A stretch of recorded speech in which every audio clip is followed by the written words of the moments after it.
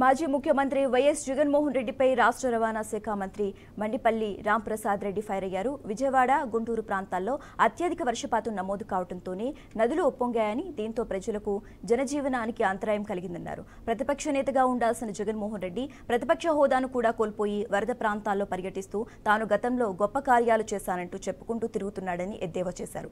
జగన్మోహన్ రెడ్డి పుట్టి పెరిగిన కడప జిల్లాలో రాత్రికి రాత్రే మానవ తప్పిదం వల్ల పింఛన్, అన్నమయ్య ప్రాజెక్టులు కొట్టుకుపోయాయని, ఈ వరదల్లో ప్రాణ నష్టం జరిగితే బాధితులకు ₹1 కూడా ఇచ్చిన పాపాన పోలేదంటూ మండిపడ్డారు.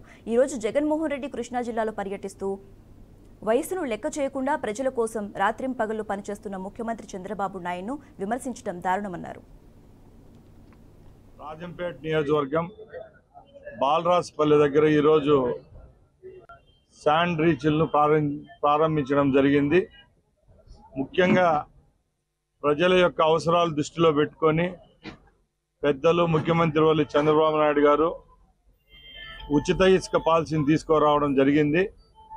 ముఖ్యంగా గత ప్రభుత్వాలతో పోలిస్తే ఎక్కడ ఏ విధమైన సమస్యలు లేకుండా ఎవరైతే లబ్ధిదారులు ఉంటారో వాళ్లకు చిన్న పొరపాటు కూడా లేకుండా ఇసుక అందించే విధంగా ఈ రాష్ట్ర ప్రభుత్వం చర్యలు తీసుకునే భాగంలోనే ఈరోజు 3 రీచులను ప్రారంభించడం జరిగింది. అక్కడ మేము ఒకటే చెప్తున్నాం, గత ప్రభుత్వంలో ఇసుక అనేది బంగారం కంటే విలువ కట్టినారు ఆ రోజుల్లో.